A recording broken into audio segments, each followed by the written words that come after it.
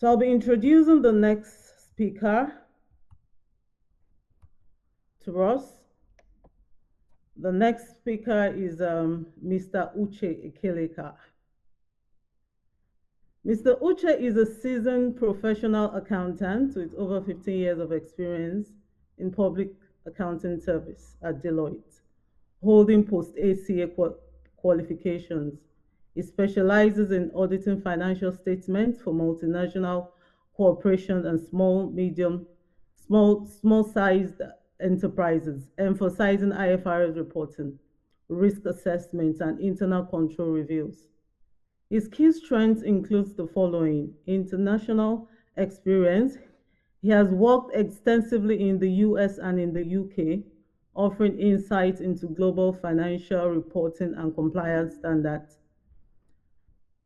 He has also been involved in audit and assurance. He's an expert in external audits, quarterly review, SOX compliance for FTSE 250 companies and global organizations. Industry experience. He's also proficient across diverse sections, which includes manufacturing, telecommunications, real estate, and retail. His technical skills are his proficiency in IFRS, financial data analytics, visualization, and project manager. Leadership and adaptability. He's a strong team player and an innovator with a talent for navigating dynamic environments. His professional journey at Deloitte includes the following. He is a senior manager, audit and assurance from 2021 up till now. He leads audits for major clients in Manchester, UK, ensuring compliance and operational excellence. He was also an audit manager between the year 2019 and 2021 in the UK, managing audit engagement, providing strategic advisory on financial controls. He was also audit manager, Lagos, Nigeria, between 2015 and 2019, delivering high-impact audits and group reporting for NGSE top 10 entities. Mr. Uche's ability to combine technical rigor with strategic insight has made him a valuable asset to any organization. He's passionate about learning, he's passionate about leadership, creativity, and innovation. He consistently delivers exceptional results while fostering collaborative team environment. With Jesus' joy, please join me in welcoming Mr. Uche Ekelaka. Thank you very much, Elizabeth. Can you all hear me very clearly? Yes. Very good. I think someone's going to help me put up my one page on the screen.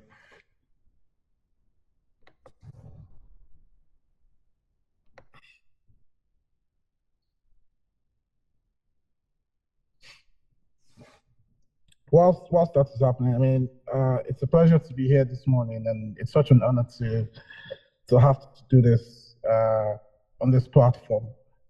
For quite a lot of people who don't know me, I started the foundation of whoever I am started with, Highland Church about 20 years ago, 18 years ago. So coming back here to give back in this forum is extremely of immense honor and pride for me. Don't mind my background. Today has been an interesting day, but because I find this to be very important, I thought, regardless of whatever is happening in my personal circumstance, to make sure that I'm here today to do my part. Now, brief background about myself. So I started my career with Deloitte in 2009, and throughout that period, I've had to reset myself at least 3 times, twice in the US, once in the UK, at least. And I think some level of resettlement back when I went back to Nigeria after a brief time in America. And the experiences I think I have had as part of those resetting I think will be valuable to a few people here today. Like many of you, I've had to relocate to the UK and to relocate to other countries to pursue professional opportunities. It is exciting, but it's also challenging. And some of the insights that we share today on growing your career, and managing work-life balance in this dynamic environment we find ourselves, hopefully will be, of importance to somebody. Now, the first thing around growing your career, there's so many things that, because I joined midway into the last speaker's presentation, I think some of the things that I would speak about and talk about might have already been spoken, because it does cut across in terms of how you build professional excellence, how you achieve, how you become a high achiever in your respective endeavors. So some of the things that I might say today might be things that you've already heard, and that's okay. It's just reinforcing and reemphasizing the skills, the attributes, the capabilities that you need to have to excel in wherever you find yourself. And the first thing there, when I think about growing your career, when now to set the scene, you're now in the UK. You in some cases by not being in the career that you find yourself. So some of the information you've had previously might help you transit into that career. But my focus is mostly from my experience in the career I find myself, having made a transition, and then trying to excel in the new environment you find yourself, the attributes, the characteristics, the qualities that you have to embed in yourself, in your actions, in your interactions, to then allow you grow in the career that you then find yourself. So it's from that perspective that I will be speaking. And the first thing for me is understanding the culture where you speak, so where you find yourself. So I am in the consulting field. The principles might work for you. The circumstances might be different, but I'm hoping the principles will work for you. So understanding the work culture. Sorry about that.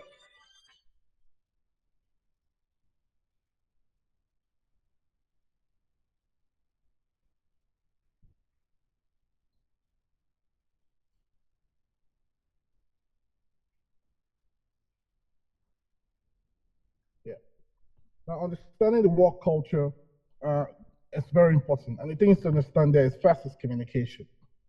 Now, I find myself in a place where, when I was back in Nigeria, you typically come into a place and say, "Good afternoon, sir," or you want to speak to the CEO, you have to conjecture or prostrate to be able to get your point across, to show that physical, that outward show of, respect. Coming into a place where it's just free flowing, and you don't know who's the boss or who's the subordinate, and everybody just has free sitting arrangements. The way you communicate, the way you observe diplomacy is certainly different. So when you're coming into that environment, understanding these culture, in terms of communication, in terms of interaction, is very important, because that could help you, in terms of, how you engage, how you come across to people, how you don't, sort of look awkward in your interactions and your communications. It's very important for you, because these are the people who, at one point in time, whoever would have to speak to your character or speak to your experience. So understanding that is important. Understanding workplace diversity is also important. Be adaptable to varied perspective. When you come into an organization, look around, who are the people that are there right now? Do you have quite a lot of, Black Africans? Do you have quite a lot of Asians? Do you have Hispanic people? Do you have Spanish people? Understanding where you are, the work expectation, the way they think, the way they approach. Some people, if you're working with an Indian, for instance, their mindset to what they qualify as hard work is certainly different from certain other people. So understanding the dynamics in the workplace from a diverse perspective is also important for you. So in my experience, communication, understanding workplace diversity is key. The other thing around that is also understanding hierarchy. When you're in an organization, sometimes the hierarchy is flat, sometimes the hierarchy is slightly different. Understanding the hierarchy in the organization is also important, because then you can then adapt the communication style. You can differentiate between formal and informal communications. interactions, depending on wherever you find yourself. In my own setting, in my own, consulting outfit, it's very informal. It's very, you don't have to necessarily go through a director or senior manager to get to a partner. You can easily have that open interactions with whoever is and feel comfortable to share your views and your opinion because they want to know who you are. They want to know the value that you personally bring. So that's very important. And then as part of understanding the work culture, the fourth thing I would like to bring across is, your networking. Building professional relationships within that environment is very important. A couple of people have already spoken about this as well, so I won't go into too much detail. Understanding how people, leverage themselves, show up at work, show up at, socials, show up at, events outside of work, informal settings. It's a bold thing to do because you realize that when you go into those conversations, you probably don't have as much to say because you don't have commonalities as them. You didn't go to the same primary schools growing up. You didn't work the same breakfast shows growing up as a child. So sometimes you might find it difficult, to embed yourself into such circumstances. But the point is that's very important for you to progress. It is in those informal settings, those out of work interactions that people actually form bonds and know who you are. So when it comes to the point where you're discussing promotions or discussing progressions or discussing opportunities within the firm, they can put a name to the face. That's very helpful for people who will make those decisions. So if you are unknown, you have all this skill, but then nobody knows who you are. Your quality is good. Your quality output is great. That's all good. That's okay. But that sometimes is not enough. That sometimes by itself is not enough. So it's important that you're able to, present yourself in those scenarios for you to have a high chance, of elevating yourself in the business. So that's one thing that that's very important. The next thing I like to focus on around growing your career is embracing a culture of continuous, learning. For an environment such as myself, the dynamics about learning new things is constant. I left a place where we used to do IFRS to a place where we used to do US GAAP and PCOB, so where the financial reporting, environment expectations will be different. If you don't have, if you don't have a mindset of continuously learning, it becomes very difficult for you, very difficult for you to progress. It becomes very difficult for you to apply your mind to succeed. So having that culture of continuous learning is absolutely very, very important, and one that you shouldn't underestimate because you need to find yourself or put yourself in positions where you can challenge your mind, challenge your thinking, and that would generally help you in terms of how you can succeed and excel in the workplace. People say the best investment you can make for yourself is that investment you put in yourself. So if it's outside the consulting setting, identify what certification or what skills you need to succeed. So identifying what those are, investing yourself in it is very helpful. If you're already in a career that you find yourself and you want to progress, investing in improving your learning within that space is also very important. The third thing to talk about there is building a strong professional network. Building a strong professional network would help you in different ways in terms of growing your career. First off is internally within where you find yourself, identifying people as yourself who have same mindset as you, who have similar aspirations as yourself would be very good. So identifying that network in the firm, because when you find yourself in a community within the business, you find yourself with like-minded individuals. You can cross-share challenges, you can cross-share opportunities that will potentially help you solidify your position where you find yourself, but also help you identify opportunities elsewhere within the business that you can also take advantage of. And you can't underestimate the impact that this would have on your ability, on the potential for you to progress in your chosen career. Now, externally as well, identifying the professional network, and that could be, whether targeted interactions on LinkedIn or finding like-minded individuals in the community you find yourself, being very deliberate about out-of-work interactions to build a community, to build a network, such that, where, maybe right now I'm at Deloitte, and a couple of people who work at Deloitte, some of them have moved to like BDO, they've moved to KPMG, they've moved to PwC, they've moved to other firms, both small, mid, big four firms. But that's happened because of the network that they have, because of the network that we have amongst ourselves. So when there's an opportunity that does crop up, we can get somebody there. For instance, in Mazars, so Mazars recently became really big with the merger with Forbes. And we've got somebody from Deloitte now in Manchester who's moved over to Mazars in Manchester. And through that, we've then had, about 10 people now who've now crossed over to Mazars and building a community there.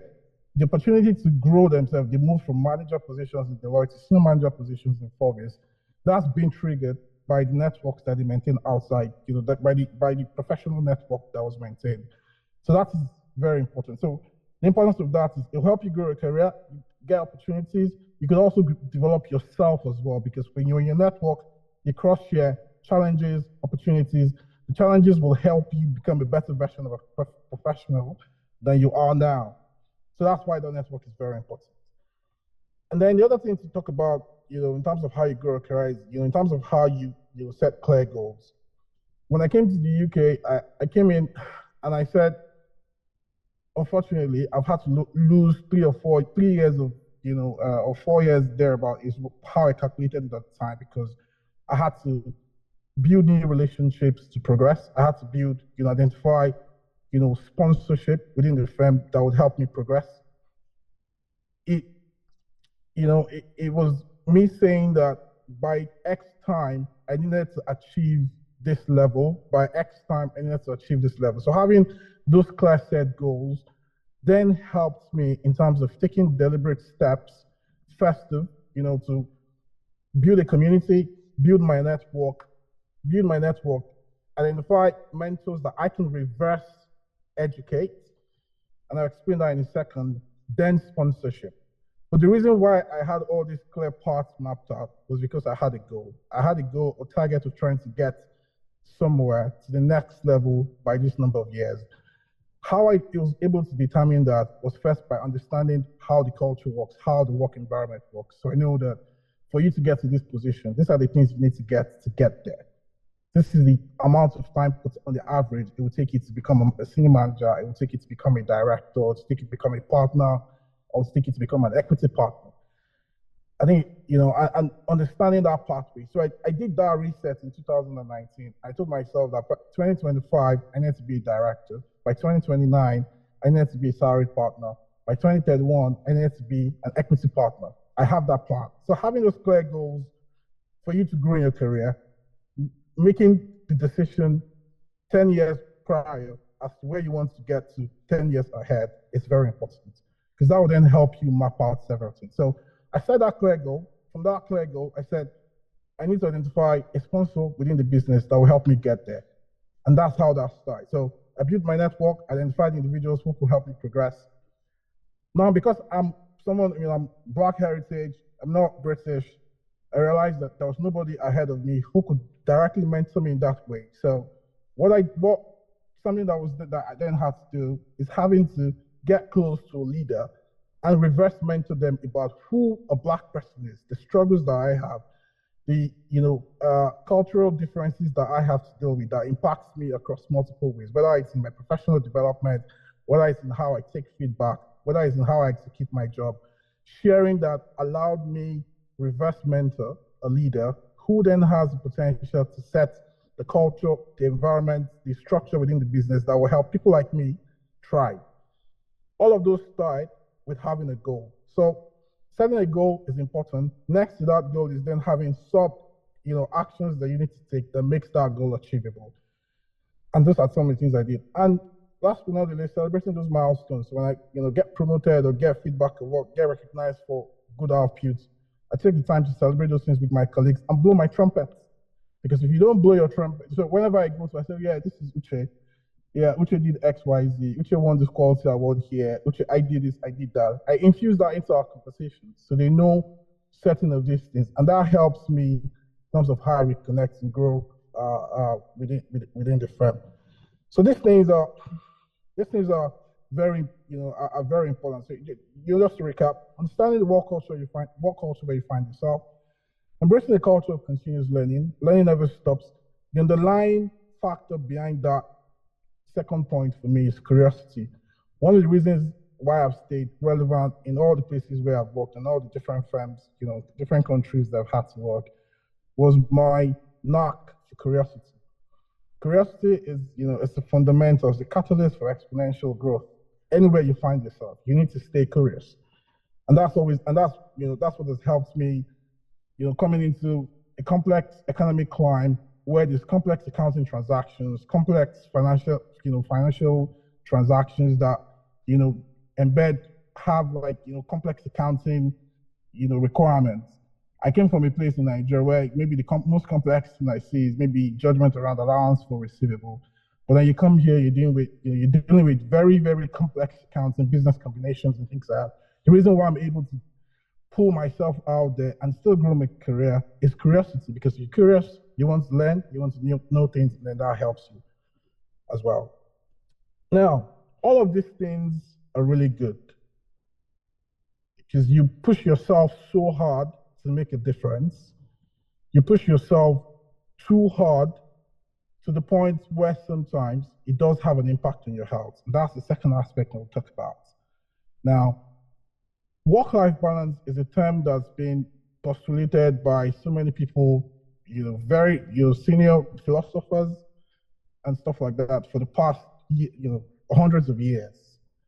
But I, as an individual, I do not believe in work-life balance. And that's my personal opinion, but I'll tell you why. When I think about work-life balance, to me, I think about how people view it. People view it as something they want to always achieve every time. They want to achieve it they have a myopic view to what work-life balance means to them. Whereas for me, work-life balance, work-life integration is what I think is achievable. And that works by me saying, some days it will be 80-20, 80 work, 20 life. Some days it will be 60, it will be 40. Sometimes it will be 100 and 0. What I'm really hoping for is that at the end of the day, over a long-term period, over a 5-year period or 1-year period, that I might have achieved that balance, but integration works for me. You might have a different view about it, but this is what I think works for me. And it works in the way I'd say it works for me is, you say, for instance, if you remember the pickle jar theory, the pickle jar theory says, what are the most important things that you have in your life that you need to achieve? Whether it's family, personal, responsibilities, work is also there. And anything else, church, your relationship with God, all these things are important. Put them into that, that pickle jar and say, these are the big ones. This is the biggest, maybe family, maybe, your relationship with God. And then what are the other things? And then what are all the other, depending on their size. I think the pickle jar theory works by you putting a big ball in it, and that's the biggest thing. You put some other smaller balls in it, and those are the other things that still contribute to you having a quality life. Family, you go to the gym, the relationship you have with your friends, your extended family, things like that. And then you then have all the other little things that are noise. Having to understand what is important to you, and then reprioritizing and applying yourself to the one that's mission critical at every point in time helps you get there. And apply that same concept at work. You have different ways you prioritize and plan, different ways you prioritize what is important to be achieved, plan what should be executed within a certain time window. That's very helpful. It helps you get to the point where you're able to have a balance between life, between work, between everything else. And sometimes it might not work, and that's okay. You don't beat yourself about it. The next day you wake up, you pick up yourself, you apply yourself towards reprioritize that day for execution. So prioritizing and planning is really important. Using the pickle jar theory, is also important. So by using the pickle jar theory, you're able to link your actions, your daily actions, to whatever is most important to you. At the end of the day, hopefully you can get to a point where you get to some balance. You might not get that balance on a weekly basis, on a monthly basis. Hopefully you can get that balance on a yearly basis. The other thing for me there is, setting boundaries. And this is important because when you work yourself to, and that's why I have the chart on the right. One of the leading causes for death in the UK is heart disease. And I'm sure you've seen quite a lot of messages out there, whether on social media, of people who come into the country, they work themselves to death, and then they're walking on the road someday, and then they just drop dead. It's happened so many times, and recently it happened to a close friend of mine who we went to school together, so he's my age mate. And he came back one day and found his wife dead in the living room. It was a wake-up call for me because it meant that quite a lot of people come into the UK or come into this country, like whether it's the US or the UK or Canada, wherever you find yourself, and work themselves so hard without setting boundaries, without saying, it needs to stop. I need to give myself time. I need to sleep. I need to apply my mind. I need to spend time with my family, with my kids. Chasing them, and it's such a difficult balance to achieve, because you also need money to survive. You need money to sort your bills. That is important. But I think we all should be conscious about our health. Quite a lot of us here are Nigerians. You probably don't. The way we think about health is more retroactive. So it's when you have a headache, then you think, "Oh, something's wrong with me." Or sometimes you have a headache and then you take medication. But imagine your blood pressure was high and you were taking, I'm not a doctor, but you're then taking medication to improve your blood pressure. But then, but the medication ends up worsening your blood pressure because you don't know what the problem is. So I think setting boundaries at work, setting boundaries with what you do, with how you apply your time, and creating time for yourself to take care of yourself, practicing self-care is really important. Regular exercise, healthy eating, getting sufficient sleep. They're very basic. Staying hydrated, drinking water. Those things are very, they're very helpful for you to live long enough to reap the benefit of the hard work you're putting yourself through today. So I think it's important for you to practice that self-care, and set boundaries for yourself. And it's very easy. You can use your calendar. Some people live by their calendar. I also do the same as well. If you've got a calendar, you can integrate both work and personal life into your calendar, such that for instance, for instance, my son plays academy football, and it means Mondays, Wednesdays, Thursdays, and Fridays. I have to leave my office at 4:30. The only thing that can make me stay is if maybe the company that I'm auditing, they're about to shut down or the share price is about to tank. As long as that's not happening, I have to make sure I observe this time with the family. And that's what happens. And everybody's aware of this, is well communicated. So I set those boundaries, but I also communicate those boundaries to the people that need to be aware of it. And therefore I'm able to observe it. So communicating those boundaries with colleagues respectfully, making them understand that this is the time you have to spend to do other things that matter to you, works. This might work for me in my own setting where I work, but in terms of wherever you find yourself, please apply the same principle as well, just so you can manage the balance between the time you apply at work and the time you apply to life in general. Now, in terms of self-care, I've talked about exercise, healthy eating, support groups if you need to, emphasize physical and mental. Mental health is important. Physical health is important. Make sure that you have this front and center of your mind. Engaging in hobbies, family time, building a support network. When I say support network here, it could mean different things for different people, but for me, it's the time I spend with, whether it's my family, time I spend at church, time I spend with all these people that matter to me, where we have same common goal, we're serving God together. Whether something like that, that's enriching your soul, enriching your spirit, creating time to focus yourself on those things could also be very helpful for you in terms of how you how you manage these things. So this for me, I mean, this for me is some of the things I would say. You know, when you want to achieve that work-life integration, ultimately get to a point where you achieve work-life balance. These are the things that I think will be helpful for you as well. Now, coming to the end of my time here, and the things I want to say is, you know, remember that your career is a marathon. It's not a sprint. It's a marathon. It's not a sprint. So there's a long time that you have to spend doing this. So celebrate your journey, embrace your challenges whilst you're doing this, and throughout this whole process, remain curious. Never stop growing, because that will definitely help you. So I want to encourage those of us that, you know, on this call today to say, reflect on some of the things I've said, you know, in terms of growing your career, understanding that work culture, embracing that culture of continuous learning, and setting clear goals for yourself that allows you to identify chunks of actions that you need to take to achieve those goals is very important. Small steps, you know, all those little steps will definitely lead to big transformations. Okay. You know, if there's anything that, you know, you should not, you know, you should not play with is around that whole point I've mentioned about curiosity, because it would help you. That principle would help you anywhere you find yourself to grow, to transit from the position that you're in right now to where you see yourself in, you know, a few years time.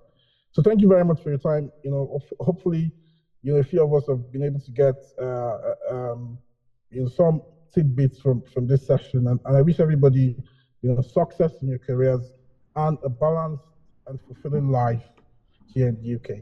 Thank you very much. Thank you, thank you, thank you, thank you, Mr. Uche. All those things are much more than tidbits.